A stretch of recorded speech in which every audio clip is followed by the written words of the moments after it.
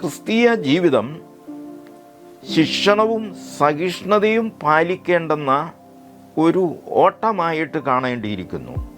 നമുക്ക് തടസ്സമായി നിൽക്കുന്ന എല്ലാറ്റിനെയും ഉരിഞ്ഞ് കളയേണ്ടത് അത് വളരെ ആവശ്യമായിട്ടുള്ള ഒരു കാര്യമാണ്. ഓട്ടം തീരെ പ്രയാസരഹിതമാണെന്നും അതുപോലെ ക്രിസ്തീയ ജീവിതത്തിൽ എല്ലാം സുഖകരമാണെന്നും ഉള്ള സങ്കല്പത്തിനെതിരെയും നാം വളരെയേറെ ജാഗ്രത പുലർത്തേണ്ടതുണ്ട്. വിജയകരമായ ക്രിസ്തീയ ജീവിതത്തിനുള്ള രണ്ടാമത്തെ പടിയാണ് നമ്മെ മുറുകെ പറ്റുന്ന ഭാരങ്ങളെ ഒഴിവാക്കുക എന്നത്. ക്രിസ്തീയ ജീവിതം ഓട്ടക്കളത്തിൽ ഓടുന്ന ഒരു മത്സരാർത്ഥിക്ക് തുല്യമാണെന്നാണ് ഈ വേദഭാഗം നമ്മോട് പറയുന്നത്. ഓട്ടക്കളത്തിൽ ഓടുന്നവർ അവരുടെ തടിയും തൂക്കവും നല്ലവണ്ണം ക്രമീകരിക്കേണ്ടത് വളരെ അത്യാവശ്യമായിട്ടുള്ള ഒന്നാണ്. അവരുടെ ആഹാരക്രമത്തിൽ ഉൾപ്പെടുത്തേണ്ടതും ഒഴിവാക്കേണ്ടതുമായ ഭക്ഷണങ്ങളുണ്ട്. അത് അവരുടെ ട്രെയിനർമാർ അവരെ നിയന്ത്രിക്കുന്നതാണ്.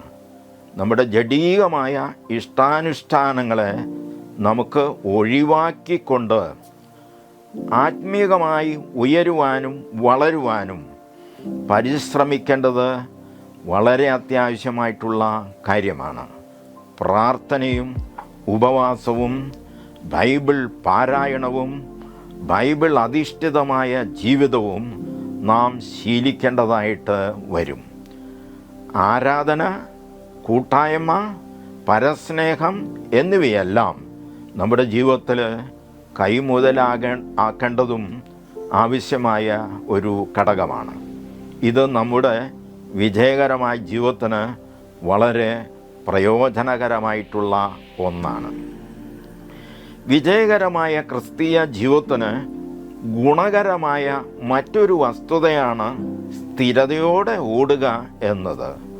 ഓട്ടമത്സരത്തിൽ ഓടുന്ന ഏതൊരു വ്യക്തിയും അവരുടെ കായിക ക്ഷമത നിലനിർത്തുന്നതിനും അതോടൊപ്പം അതിവേഗത ആർജിക്കുവാനും മുടങ്ങാതെ നിരന്തരം ഓടേണ്ടത് ഒരു അനിവാര്യതയാണ്. ഓട്ടം നിരന്തരം പരിശീലിക്കേണ്ട ഒരു കാര്യമാണ്. ഓട്ടം ഒരു സബരിയായി നാം തുടരേണ്ടതുമുണ്ട്. നമുക്ക് മുൻപിൽ വെച്ചിരിക്കുന്ന ഓട്ടം സ്ഥിരതയോടെ ഓടേണ്ടത് വലിയ ആവശ്യമാണ്. പയോളി എക്സ്പ്രസ് എന്ന അപരനാമത്തിൽ അറിയപ്പെട്ടിരുന്നതായ PT ഉഷ സ്പ്രിൻ്റ് റാണിയായി അറിയപ്പെടുവാൻ കാരണമായത് മുടക്കമില്ലാത്ത നിരന്തരമായ ഓട്ട പരിശീലനം നടത്തിയിരുന്നു എന്നുള്ളത് കൊണ്ട് മാത്രമാണ്. അവരുടെ ട്രെയിനർ ആയിരുന്ന നമ്പ്യാർ സാർ ഉഷയെ പുലർക്കാലത്ത് തന്നെ വിളിച്ച് ഉണർത്തി ഓട്ട പരിശീലനത്തിന് കൊണ്ടുപോകുമായിരുന്നു. അസുഖമുണ്ടെങ്കിലും ഇല്ലെങ്കിലും തളർച്ചയോ ക്ഷീണമോ വകവയ്ക്കാതെ ഓടിപ്പിക്കുമായിരുന്നു. എത്ര വേദന സഹിച്ചും ഓടിയേ പറ്റുമായിരുന്നുള്ളൂ. ആ കഠിനമായ പരിശ്രമം കൊണ്ടാണ് PT ഉഷ ഭാരതത്തിൻ്റെ സ്പ്രിൻ്റ് റാണിയായി അറിയപ്പെടുവാൻ ഇടയായത്. സാക്ഷികളുടെ വലിയൊരു സമൂഹം ഭാരരഹിതമായ കായിക ശേഷിയും അതുപോലെ സ്ഥിരതയാർന്ന അവസ്ഥയും മാത്രം ഉണ്ടായാൽ പോരാ, നമ്മുടെ ലക്ഷ്യവും ഒരു പരമപ്രധാനമായിട്ടുള്ള ഘടകമാണ്. നമുക്ക് നല്ലൊരു ലക്ഷ്യബോധം ഉണ്ടാകേണ്ടത് ആവശ്യമാണ്. നമ്മുടെ ലക്ഷ്യവും ലക്ഷ്യസ്ഥാനവും അതുപോലെ നമ്മുടെ ദൃഷ്ടിയും കേന്ദ്രീകരിക്കേണ്ടതും പതിക്കേണ്ടതും യേശു ക്രിസ്തുവിലായിരിക്കണം എന്ന് നാം പ്രത്യേകം ഓർക്കേണ്ടിയിരിക്കുന്നു. പതറാത്ത നോട്ടം, കണ്ണെടുക്കാതെയുള്ള യേശുവിങ്കിലേക്കുള്ള നോട്ടം വിജയകരമായ ജീവിതത്തിന് ആവശ്യമായ മറ്റൊരു ഘടകം കൂടി ആണ്. ലക്ഷ്യബോധവും കേന്ദ്രീകരണവും നാലാമത്തെ വിജയ രഹസ്യമായിട്ട് നമുക്ക് കാണുവാൻ കഴിയും. ഡ്രൈവിംഗ് പഠിപ്പിക്കുന്ന ഗുരുക്കന്മാർ ശിഷ്യന്മാരെ കൂടെ കൂടെ ഓർമ്മിപ്പിക്കുന്ന ഒരു കാര്യമുണ്ട്. നിങ്ങൾ സഞ്ചരിക്കുന്ന റോഡിൻ്റെ ഇരു പാർശ്വങ്ങളിലും എന്തൊക്കെ തന്നെ സംഭവിച്ചാലും നിങ്ങളുടെ ദൃഷ്ടി എപ്പോഴും നേരെ ആയിരിക്കണമെന്ന്, നിങ്ങളുടെ ദിശ മുന്നിലേക്ക് മാത്രമായിരിക്കണമെന്നും ദിശാമാറ്റം ഒരിക്കലും അനുവദനീയമല്ല എന്നും അത് അപകടം വിളിച്ചു വരുത്തുന്ന ഒന്നാണെന്നും നമ്മെ കൂടെ കൂടെ ഓർമ്മിപ്പിക്കാറുണ്ട്. നമ്മുടെ നേർദിശ യേശുവാകുന്ന ഗുരുമുഖത്തേക്കാണ് പായേണ്ടത്. ക്രിസ്തു എന്ന കേന്ദ്ര ബിന്ദുവിലേക്കായിരിക്കണം നമ്മുടെ കണ്ണുകളുടെ നോട്ടം. യേശു ക്രിസ്തു മാത്രമാണ് നമ്മുടെ നായകനും നമ്മുടെ റോൾ മോഡലും. ഒരു ക്രിസ്തീയ വിശ്വാസിയിൽ കാണേണ്ടുന്ന അഞ്ചാമത്തെ സവിശേഷതയാണ് ധ്യാനാത്മകമായിട്ടുള്ള ഒരു ജീവിതം എന്ന് പറയുന്നത്. നാം എപ്പോഴും ക്രിസ്തുവിനെ ധ്യാനിക്കേണ്ടതും ആവശ്യമാണ്.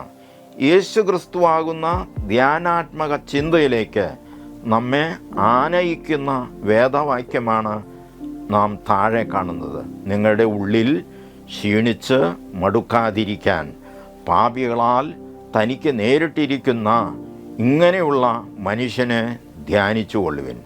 ദൈവത്തിൻ്റെ പുത്രനായ ഈശോ മിശിഹായെ ധ്യാനിക്കുന്നത് വിജയകരമായ ക്രിസ്തീയ ജീവിതത്തിന് ആവശ്യമാകുന്നു എന്നാണ് ഈ വേദഭാഗത്തിലൂടെ നമ്മെ ഓർമ്മിപ്പിക്കുകയും പഠിപ്പിക്കുകയും ചെയ്യുന്നത്.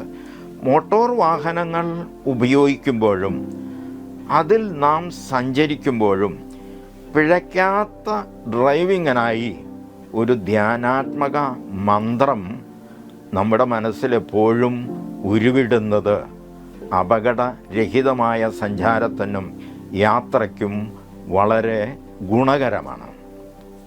ഒന്നുകിൽ അറിയാവുന്ന ക്രിസ്തീയ ഭക്തി ഗാനങ്ങളോ അല്ലെങ്കിൽ ഒരു സങ്കീർത്തനമോ, അതുമല്ലെങ്കിൽ ഒരു പ്രാർത്ഥനയോ ഉരുവിടുന്നതും ധ്യാനിക്കുന്നതും നമ്മുടെ ജീവിതമാകുന്ന യാത്രയ്ക്കും സുഖകരമായ സഞ്ചാരത്തിനും ഏറെ പ്രയോജനകരമാണ് എന്ന് നാം ഓർക്കുക. നമ്മുടെ വീക്ഷണവും അഭയകേന്ദ്രവും നമ്മുടെ ധ്യാനാത്മക നാമവും യേശു മാത്രമാകുന്നു. യേശു മാത്രമാണ് നമ്മുടെ തുണയും സഹായിയുമാകുന്നത്. യേശുവിലൂടെ മാത്രം സുരക്ഷിതമായ ജീവിതം എന്ന് നാം തിരിച്ചറിയുക. ഈ വിശ്വാസത്തിലും പ്രത്യാശയിലും ജീവിതത്തെ നമുക്ക് മുൻപോട്ടേക്ക് കൊണ്ടുപോകുവാൻ ദൈവം നമ്മെ ഏവരെയും അനുഗ്രഹിക്കുകയും ആശീർവദിക്കുകയും ചെയ്യുമാറാകട്ടെ. എന്നേക്കും സർവനാഥനായ പിതാവും പുത്രനും റൂഹാദ് ഖുദ്ദൂസായും ആയുള്ളോവേ. ആമേൻ.